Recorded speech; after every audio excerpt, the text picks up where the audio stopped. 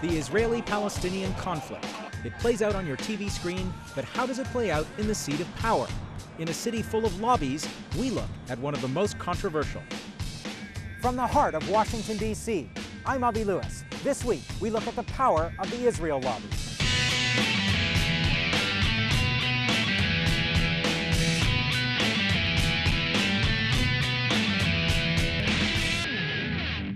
If the U.S. is the world's only superpower, then this is the epicenter of power. Decisions made here at the Capitol reverberate in nearly every corner of the globe. This week, we focus on America's special relationship with Israel, a bond always on display in an election year. All of the presidential frontrunners have gone out of their way to affirm their loyalty to Israel. At $3 billion a year, the largest recipient of U.S. military aid in the world. The Israeli-Palestinian conflict grinds on, but U.S. support for Israel is unwavering. In the past year, there's been a lively debate in this country about the influence of the so-called Israel lobby in maintaining that level of support. So, how powerful are groups like AIPAC, the American Israel Public Affairs Committee, and does their influence make the U.S. more or less of an honest broker for peace? We talk to people on all sides of the story to find out.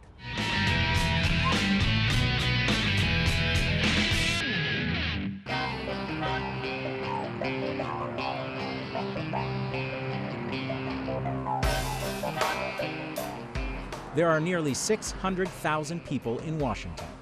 535 of them are lawmakers. More than 7,500 drive taxis. And a whopping 35,000 are lobbyists. It's one of the hallmarks of American democracy that anyone, with the right relationships and resources, can make their case to Congress, from the National Rifle Association to the California Asparagus Commission.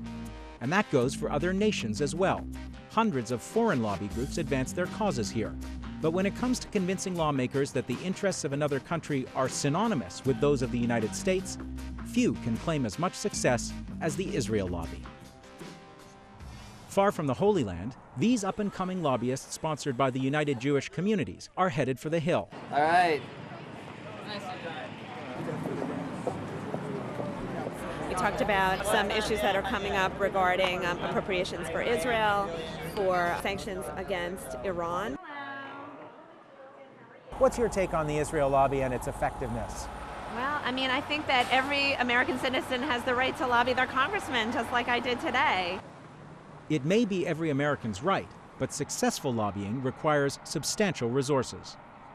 According to the Washington Post, since 1990, pro-Israel groups have contributed almost $57 million to federal candidates and party committees through a combination of individual, group, and soft money donations.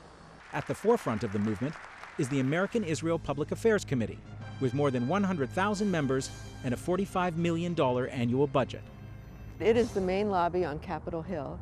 It writes a lot of legislation. It wrote, for example, the Iran-Libya Sanctions Act, and it actually has a lot of interns, and a lot of those interns end up in the offices of congressmen on Capitol Hill. That's the way the system works here. Those who have people that are really fired up about an issue, really care about it, are going to have an advantage in that system.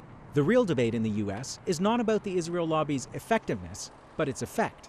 Critics of AIPAC say that the group has hijacked American foreign policy.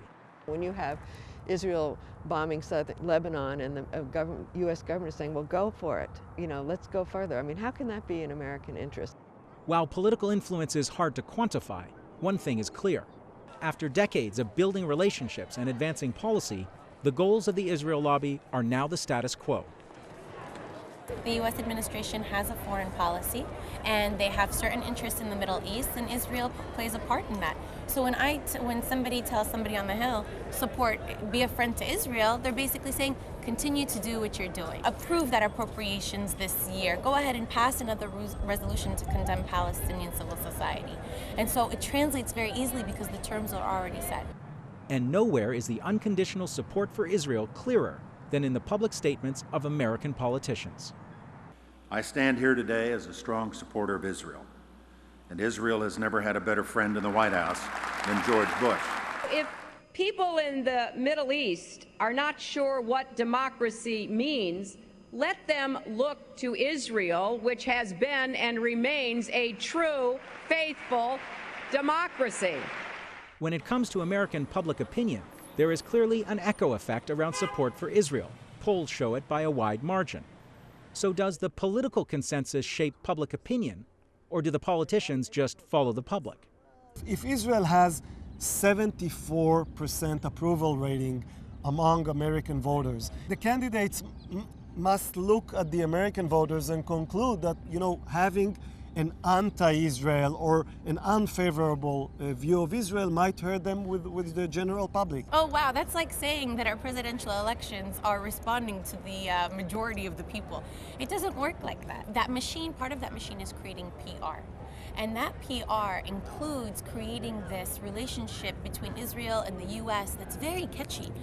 After September 11th, that became incredibly easy for Netanyahu to tell the American public, as part of expressing his sympathies for the losses on September 11th, that now you know what it feels like to be an Israeli. But in fact, the entire world knows what it feels like to lose family in an attack by an outside force. And so I think that notion that they're responding to the public is not true. If there is one issue central to the Israel lobby argument, it's the question of settlements. For decades, U.S. administrations have criticized Israel for continuing to build settlements in the occupied West Bank. And yet, they continue to go up, and U.S. aid money continues to pour in. Why not just cut off funding? That's the $3 billion question. As soon as you think about trying to use aid as a lever when it comes to Israel, that straight across your desk is going to come a letter from the Congress with minimum 87 senators and 87% of the Congress saying, don't you dare. So, is there a double standard? The U.S. has taken a hard line with the Palestinians, pushing for elections in 2006, but abruptly cutting economic aid when Hamas won those elections. There is a double standard. Absolutely, there is a double standard, yes, because the United States sees it in its national interest to support the survival and well-being of the Jewish state of Israel. For Palestinian Americans, the question now is how to respond. In recent years, the American Task Force on Palestine has presented itself as the official voice of Palestinians in Washington, trying to build the insider power that the Israel lobby enjoys. What's your view of the success of the Israel lobby? The Israel lobby is exceptionally successful, exceptionally organized, thoughtful, analytical, and is judged by its effectiveness, and certainly it has been effective. So there is much to learn for everybody else from what is called the Jewish lobby. But this approach has sparked a debate within the Palestinian community about means and ends and relationship to power. For us to actually build something, it can't look like the Israel lobby, because our interests aren't the same. And if we get too close, we actually risk supporting the U.S. administration more than they actually support us. While Palestinians debate strategy, inside Congress there is little debate. In the 1990s, Earl Hilliard, a former U.S. congressman from Alabama, called for reestablishing ties with Libya. In 2001, he voted against a bill increasing military support to Israel. In the very next election, he found himself facing an opponent riding a wave of donations from pro-Israel political action committees. It was national news. They raised more than $2 million in my race. Generally, about $200,000 or $300,000 is all you need in my congressional district. So anyone that got $1 million, $1.5 million, or $2 million can just use all kinds of influence to get all kinds of aid and assistance. It's been 6 years since Earl Hilliard left office, but echoes of the controversy he faced can still be heard in the current presidential election campaign. In 2007, not long after announcing his run for the White House, Barack Obama was speaking to a group of Democratic Party leaders when he said, quote, "No one has suffered more than the Palestinian people."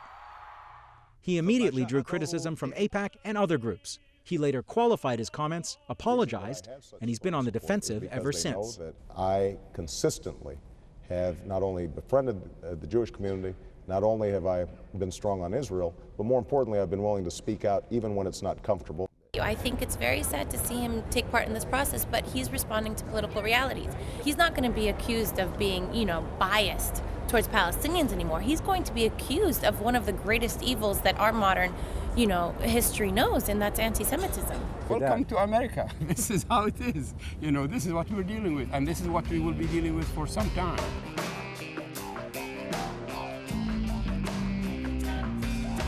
This is K Street, Washington's fabled boulevard of lobbyists. It runs from the White House to the Congress, and if you want to get something done in either place, this is where you plant your flag. Palestinians in America are quickly learning that lesson, getting into the lobbying game and trying to shift U.S. foreign policy. Now, successful lobbying is less about the strength of your arguments and more about your political clout, and in this town, Israel has a clear advantage. So to level the playing field and hear some of the arguments behind the lobbying, we brought together two young activists from either side of the Israeli-Palestinian divide for a debate about America's role in the region.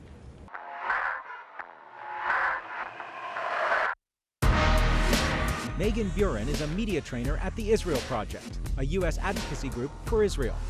And Omar Badar is a Palestinian activist with the U.S. campaign to end the Israeli occupation. So we've been talking to all kinds of people in D.C. about the Israel lobby, the role that it plays in American politics.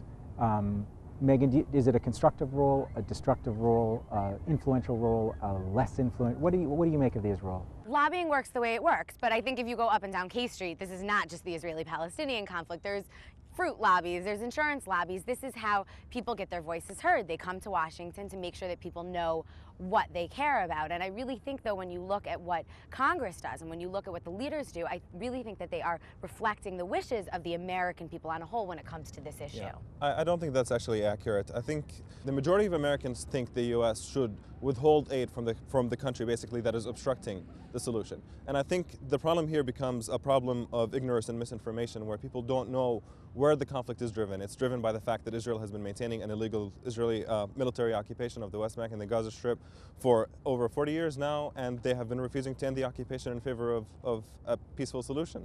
And yet all American politicians, especially in the election cycle, basically are falling over each other to declare their love and affection for Israel, and they cite American support. I think the American administration has been very open about the fact that the end game is a two-state solution, a better future for both sides. And I think if that is the end game, then that's the right path to take. It's the internationally accepted solution. But can you bring that about when you're clearly supporting one side in a conflict? Because that's the perception, certainly globally, of America's role vis-a-vis Israel. America has not just been supporting Israel. Clearly there is support there, there is aid there, but they've also given a tremendous amount of support to the Palestinians, and we should look maybe at where that money is going. Look, I mean, let's boil it down to something a bit more basic. If you look at the role that the U.S. has been playing consistently, it has been a one-sided supporter of Israel throughout the conflict. So, for example, the Palestinians have accepted a two-state solution basically officially in 1988. And that kicked off the peace process with the idea that Israel is going to gradually withdraw from the occupied territories to facilitate the creation of a Palestinian state. The only problem is that Israel was doing the exact opposite throughout the peace process. They were actually building and expanding settlements throughout the occupied territories. They doubled the numbers of those settlements throughout the peace process. And there wasn't any significant objection from the U.S. I don't think that this is an issue of settlements. I don't think this is just an issue of criticism. This is an issue of trying to move the process forward. And Israel consistently, not starting in 1988, but starting in 1948, has been reaching out its hand in peace to its neighbors. When you look at the way that Israel treats the Palestinians, you have basically almost 4 million Palestinians living in the occupied territories who have absolutely no rights, who are constantly abused on a regular basis, tortured, including the torture of children, which is documented by virtually every human rights organization in the world. Look at Amnesty International, look at Human Rights Watch, look at B'Tselem. I mean, those are not American values.